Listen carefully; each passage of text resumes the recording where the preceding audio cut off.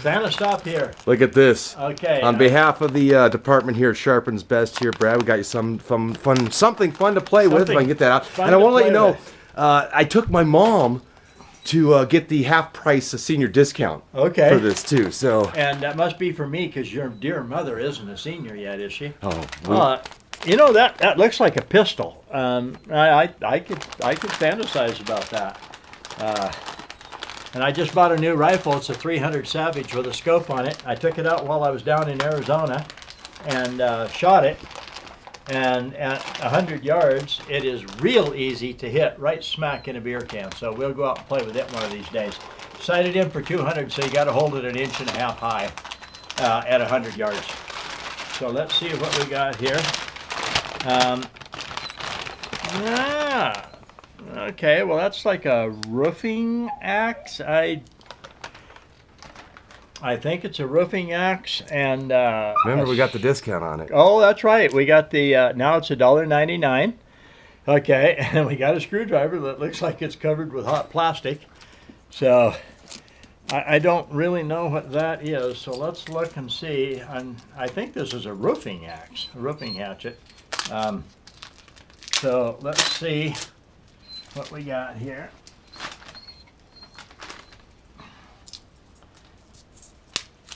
That cellophane tape is pretty tough. All right, let's pull this off of there. And I think Cabo and what's that one's name? Originally Silverton. Originally Silverton. All right, that's been used and used and used. Okay, I think this is actually a blade that you can loosen on there, and oh, okay, I get it. Well, poor screwdriver. So anyway, you loosen the blade. Well, and you don't want to slip off or you'll jab yourself in the leg. So you got to be a little bit careful. Slide the blade out, and that's for cutting shingles, I'm pretty sure. So you got a tack hammer on this side, and if you want to cut the tar paper and shingles, then of course you tighten it back down, and I won't tighten it all the way. Okay, like that. So when you're actually, you got your tar paper, your roofing paper, shingles out there, you can actually use this blade right here, and you just stick it in under there, and then give it a pull, and you can cut them that way, and it's sharpened on both sides. There's one over here and one over here, so you can flip it and go the other way with it. I think used to have a sharp edge on it. I don't know. I'm sure it's a roofing hammer. I've never actually, I've done a little bit of roofing, but I used a razor knife and just a regular hammer. I didn't actually use one of these, so I'm not familiar with this hammer at all. And like I say, this part of it here might have been sharp at one time, but now it's a 1/16 of an inch thick. Oh, you know what? I'm set up outside to do some work with my work sharp. So let's take this roofing hammer and this screwdriver, and maybe we can get some of that plastic off of there and go outside and play a little bit. Ridgely Silverton. Yeah, I think they're coming in. If you're coming in, they're coming in, or out. If you're going out, they're coming in. All right, let's see here. So we got the little magic belt sander. We got some different belts in there, different grades. You got the 80 grit, the 220, and the 6,000 grit for polishing. Okay, and I just threw in a bunch of them. And then we got an extra belt here, and I've been looking. Okay, this screws onto a tripod, and it's for my cell phone, so I can actually use my cell phone as a camera and tripod, and I put things in places and then you off doing stuff, and who knows. So let's get this thing plugged in. It's got one of the course, the 80 grit belts on it right now. It's been used a little bit. All of my belts, well, probably not all of them. There's some new ones in there, but it takes a long time to actually wear out one of those belts. I love it. It's called Work Sharp. Look it up, Work Sharp. The older Work Sharp, I don't even know anymore. I'm guessing, got to be 5 years old, if not older, 6 years, maybe even older than that. I've had it a long time. It's been used. It's starting to look a little raggy, a little tattered. I took the guard off a long time ago that has the different angles in there for your sharpening, because what I found is the guard really inhibits the using of this particular machine, and I'm good enough with holding the knife on there at the angle that I want that I don't need the angle finder. You can pull this back like that. Okay, that unlocks the head, and you can turn it this way so that it's kind of straight up and down, or you pull this and you turn it, rotate down here like this, and so that you can actually use the little wheel, okay, to polish with and things, or to sand that way. Or you can, you know, run your knife up there on the back of it like that. This little guy's been running for a long time, and it runs really good, and I've used it pretty bad sometimes. I kind of lean on it a little bit harder than maybe you ought to, but it takes it. So that's fine with me. And it is made so that you can actually run this back up like that. You can set it down, and it'll sit there like that so that you can actually work this way.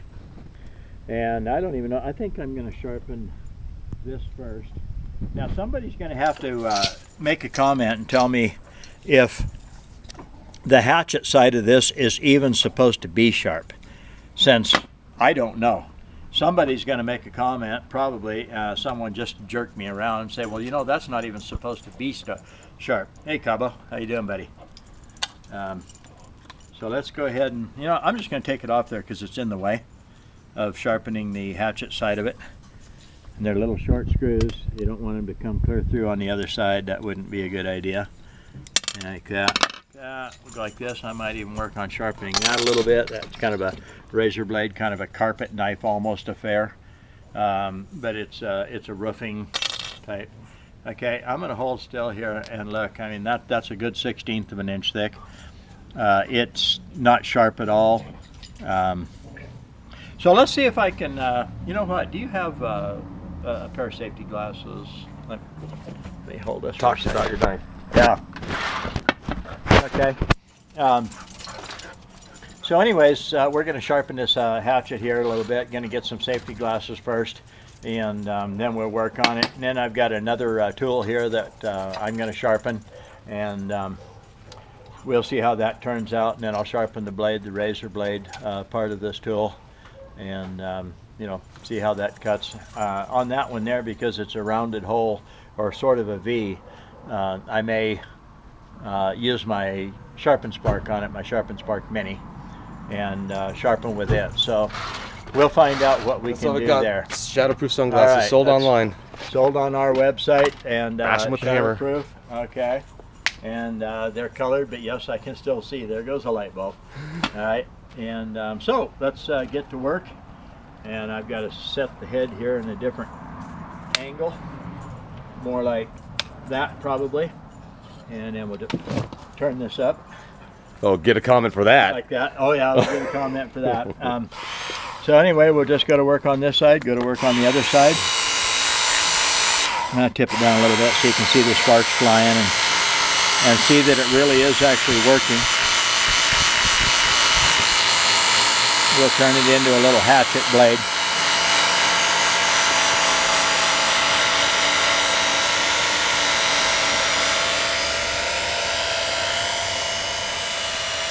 You gotta look for a second. Yeah, it's probably enough on that side. It's actually a pretty fast little sander. 80 grit removes metal pretty fast.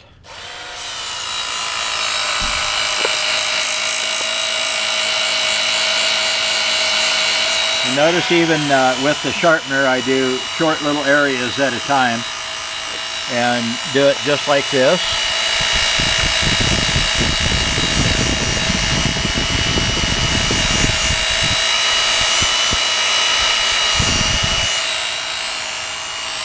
Let me look again. It's getting there.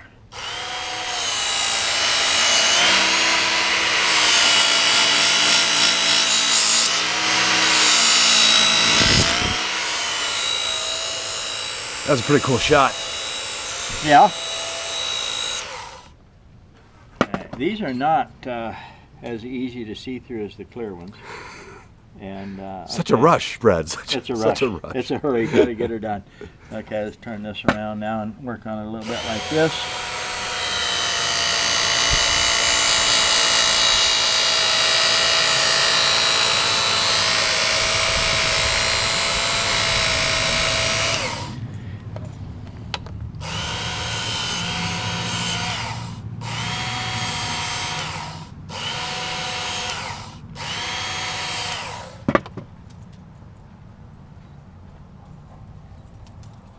That's pretty good. It's still a little thick. I'd have to thin it down quite a bit more. As far as like chopping wood, chopping limbs off, you know, splitting shingles, cedar shake shingles, things like that, that would work just fine. So let's just for the fun of it, it is awful thick, but let's see if it's even close. And is this a Denver? Nope, this is an Omaha. Okay, Omaha steaks. Oh my God, I'm hungry. Omaha steaks. And I've heard it's really a good deal. You order them online, 1-800-228-9055. Order them, try it, see, let us know. I've heard they're really good. It's supposed to be organic beef. So let's see what we got here.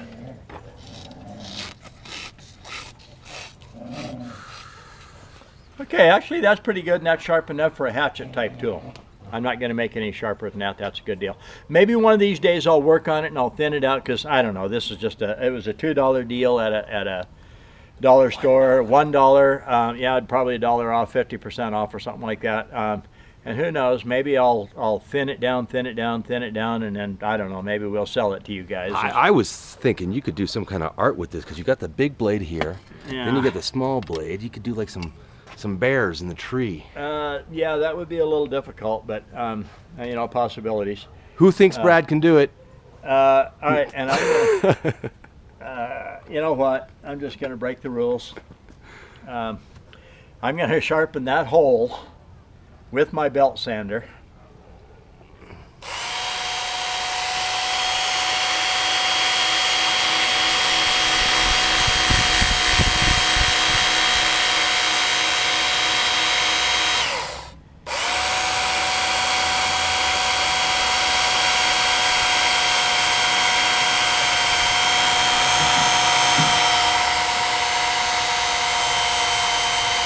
Now see, with the guard on, you couldn't begin to do any of this stuff.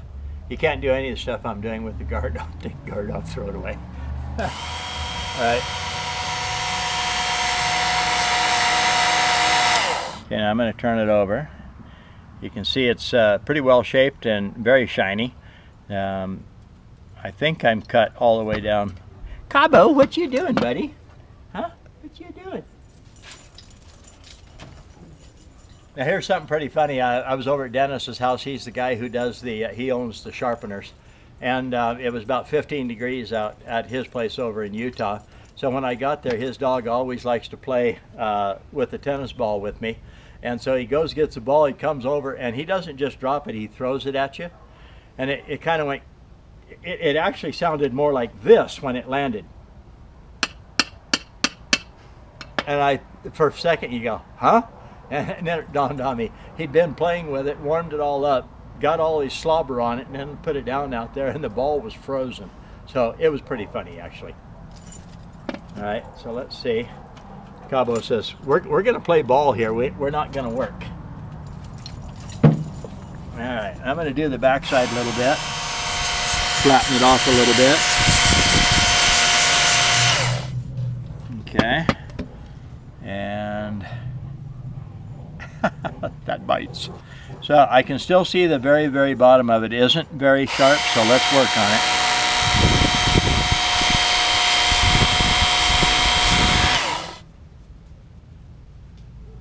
That's better.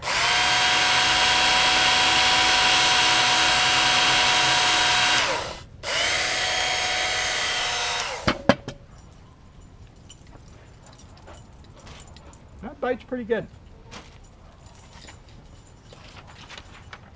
Let's see. Okay, it isn't too bad. It would probably cut shingles because you pull on it harder. I don't know. Let's work on it for just a moment.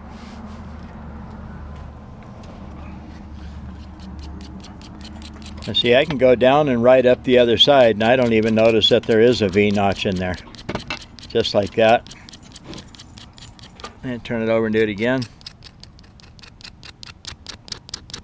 Down one side, up the other side. Down one side, up the other side. Flip it forth and back. Polish it a little bit, take the wire edge off.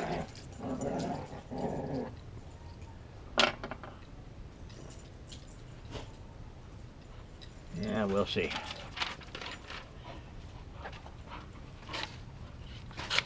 Oop, it is cutting better.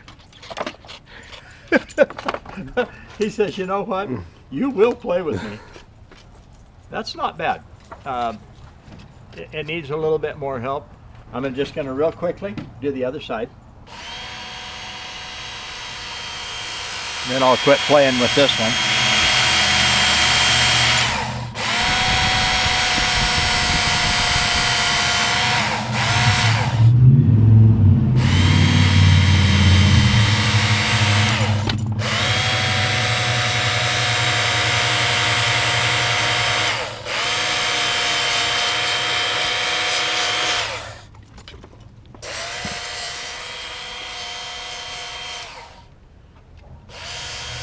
If I happen to get my finger, it won't be too bad. It'll actually burn you.